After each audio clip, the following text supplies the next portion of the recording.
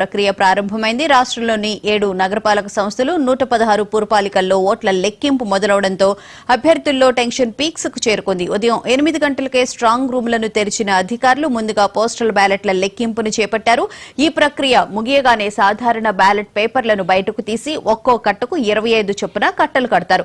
ఈసారి బ్యాలెట్ పద్ధతిలో ఎన్నికలు జరగడంతో ఫలితాల వెల్లడిలో కొంత జాప్యం జరిగే అవకాశం ఉన్నప్పటికీ అధికారులు పకడ్బందీ ఏర్పాట్లు చేశారు. ప్రతి రౌండ్లో 1000 ఓట్లను లెక్కిస్తూ రౌండ్ల వారీగా ఫలితాలను అనౌన్స్ చేయనున్నారు. ముఖ్యంగా కరీంనగర్, నిజామాబాద్ వంటి కార్పొరేషన్లలో 4 రౌండ్ల పాటు లెక్కింపు సాగనుంది. మరోవైపు అలంపూర్ వంటి చిన్న మున్సిపాలిటీల్లో మొదటి రౌండ్లోనే విజేత ఎవరో తేలిపోయే అవకాశం ఉంది. కౌంటింగ్ కేంద్రాల వద్ద ఎటువంటి అవాంఛనీయ సంఘటనలు జరగకుండా భారీగా పోలీస్ బందోబస్తును ఏర్పాటు చేశారు. వెబ్ కాస్టింగ్ ద్వారా ఎన్నికల సంఘం ప్రతి కదలికను పర్యవేక్షిస్తుంది. మధ్యాహ్నం కల్లా మున్సిపాలిటీల పూర్తి చిత్రం స్పష్టమవునుండగా సాయంత్రానికి కార్పొరేషన్ల భవితవ్యం తేలనుంది. గెలుపు గుర్రాలు ఎవరనేది మరికొద్ది గంటల్లోనే అధికారికంగా వెల్లడి కానుంది. కొన్ని చోట్ల 122 కేంద్రాల్లో ఓట్ల లెక్కింపు అయితే ప్రారంభమైంది. కొన్ని చోట్ల సంగారెడ్డి, నాగర్ కర్నూలు, జగిత్యాల, చొప్పదండి ఇలా కొన్ని చోట్ల పోస్టల్ బ్యాలెట్ లో కాంగ్రెస్ లీడ్ లో ఉన్నట్లుగా కూడా తెలుస్తోంది. తెలుస్తుంది. ఇబ్రహీంపట్నం మున్సిపాలిటీలో తొలి ఫలితాన్ని అయితే అనౌన్స్ చేసినట్లున్నారు అధికారులు. 12వ వార్డులో బీఆర్ఎస్ అభ్యర్థి త్రిలోక్ విజయం సాధించినట్లుగా తెలుస్తోంది.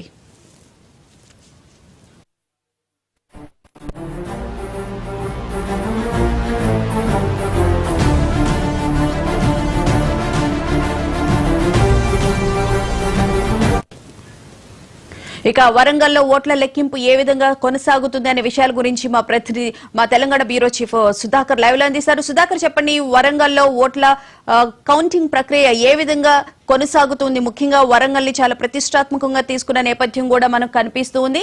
సో అక్కడ ఎట్లా ఉంది పరిస్థితి? ఉమ్మడి వరంగల్ జిల్లాలో 12 మున్సిపాలిటీలకి ఓట్ల అయింది. మొదటగా పోస్టల్ బ్యాలెట్ ఓట్ల కడుతున్నారు. 25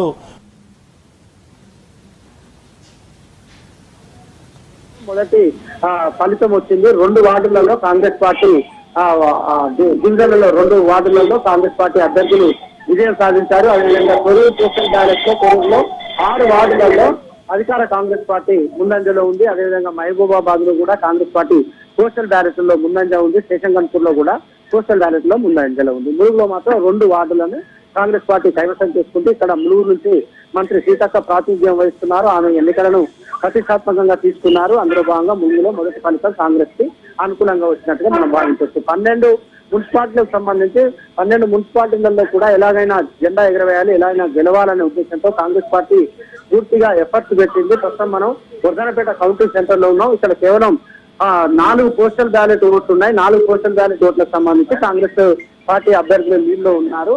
ప్రస్తుతం ఇక్కడ ఓట్లని ప్రస్తుతం బ్యాలెట్ బాక్స్ నుంచి తీసి 25 చొప్పున బండిల్స్ కడుతున్నారు. 25 చొప్పున బండిల్స్ కట్టిన తర్వాత ఇక్కడ కౌంటింగ్ అనేది ప్రారంభమవుతుంది. వర్ధనపేటలో కౌంటింగ్ కొంత నెమ్మదిగా మందకోడిగా సాగుతుందని చెప్పొచ్చు. ఇక్కడ అంత పాస్ లేదు. ములుగులో మాత్రం ఎక్కడ కౌంటింగ్ జరుగుతుంది కాబట్టి అక్కడ ఫలితం వచ్చింది. ఇక్కడ ఉన్న వాళ్ళంతా మనం చూడవచ్చు, వీళ్ళంతా కౌంటింగ్ ఏజెంట్, వివిధ పార్టీలకు సంబంధించిన అభ్యర్థుల తరఫున కౌంటింగ్ ఏజెంట్ గా వీరు వచ్చారు. మొదటగా 4 వార్డుల ఓట్ల లెక్కింపు జరుగుతుంది. ఆ 4 వార్డులు పూర్తి కాగానే ఆ 4 వార్డులకు సంబంధించిన ఏజెంట్ బయటకు వస్తారు. మళ్ళీ తర్వాత మరో 4 వార్డులకు సంబంధించిన కౌంటింగ్ ఏజెంట్ లోపలికి పోతారు.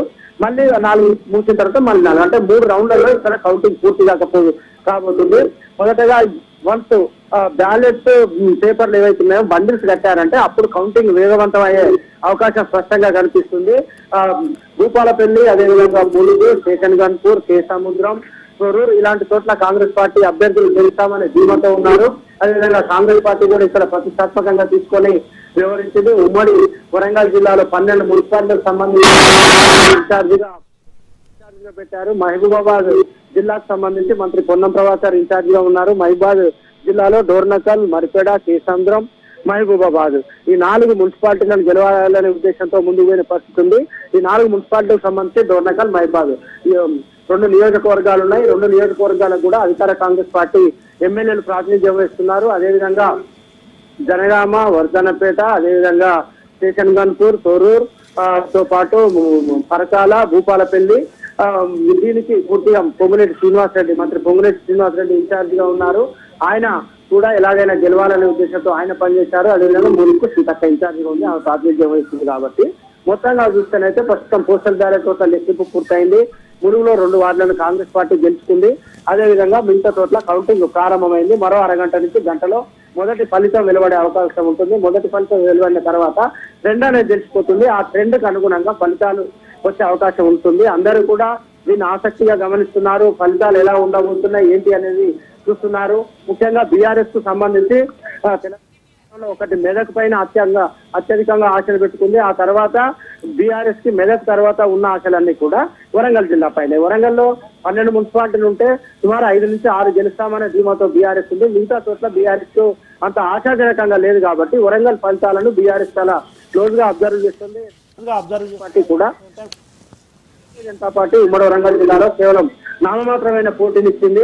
కొన్ని చోట్ల 1-2 జిల్లాలు గెలిచే అవకాశం ఉంది, కానీ ఎక్కడ మున్సిపాలిటీలను దక్కించుకునే అవకాశం అయితే లేదు.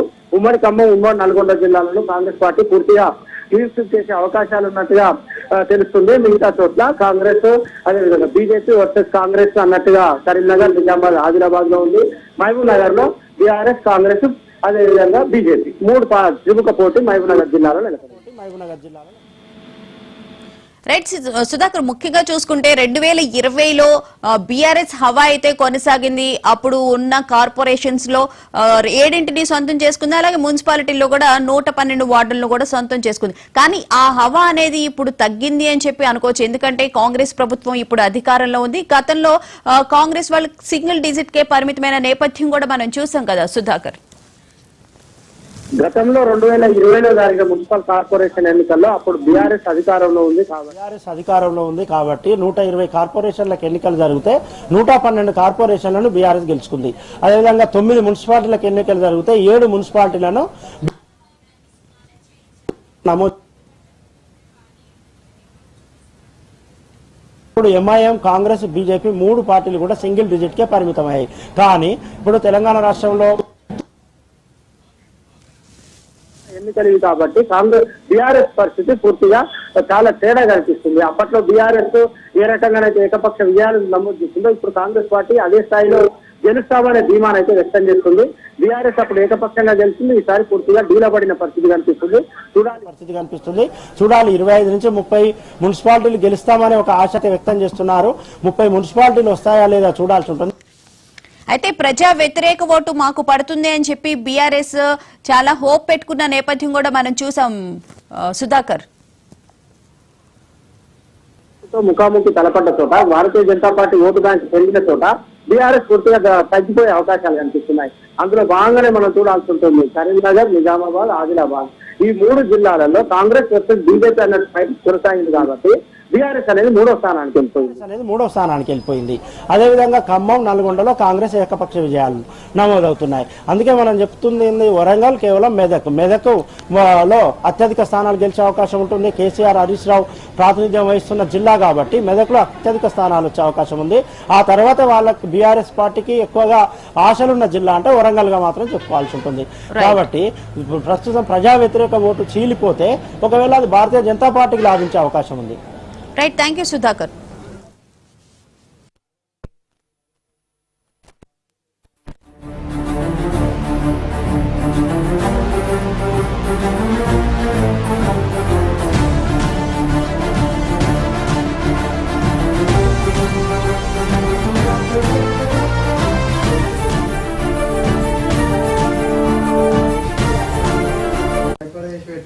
తెలంగాణ వ్యాప్తంగా సర్వత్రా ఆసక్తి రేకెత్తిస్తున్న మున్సిపల్ ఎన్నికల కౌంటింగ్ ప్రక్రియ ప్రారంభమైంది. రాష్ట్రంలోని 7 నగరపాలక సంస్థలు 116 పురపాలికల్లో ఓట్ల లెక్కింపు మొదలవడంతో అభ్యర్థుల్లో టెన్షన్ పీక్స్ కు చేరుకుంది. ఉదయం 8 గంటలకే స్ట్రాంగ్ రూమ్లను తెరిచిన అధికారులు ముందుగా పోస్టల్ బ్యాలెట్ల లెక్కింపును చేపట్టారు. ఈ ప్రక్రియ ముగియగానే సాధారణ బ్యాలెట్ పేపర్లను బయటకు తీసి ఒక్కో కట్టుకు 25 చొప్పున కట్టలు కడతారు. ఈసారి బ్యాలెట్ పద్ధతిలో ఎన్నికలు జరగడంతో ఫలితాల వెల్లడిలో